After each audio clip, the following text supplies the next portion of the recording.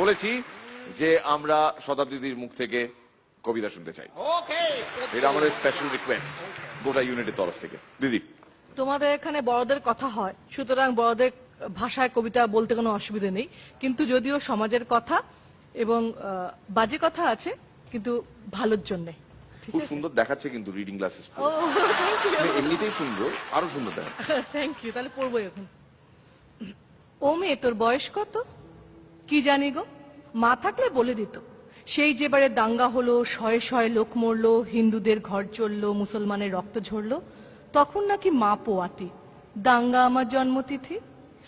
ও মেয়ে, তোর বাবা কোথায়? মা বলেছে গরিবদের বাবা হারায়। কেউ তো বলে বাপটা আমার হারামি ছিল, মায়ের জীবন নষ্ট করে অন্য গায়ে ঘর বাঁধলো। মা বলতো শিবের দয়ায় তোকে পেলাম, শিবকেই তাই বাপ ডাকলাম।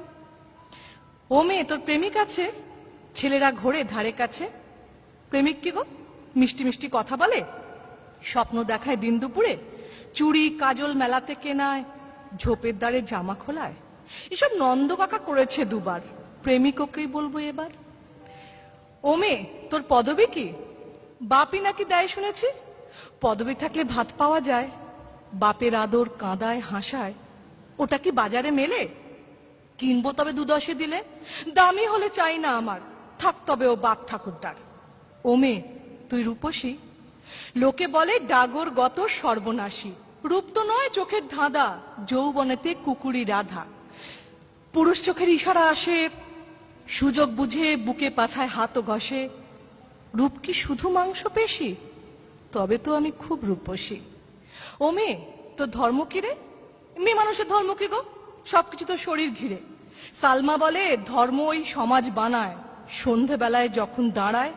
কেউ তো বলে না হিন্দু নাকি, সবাই বলে কতই যাবি। বিছানা নাকি ধর্ম মেলায়, শরীর যখন শরীর খেলায়।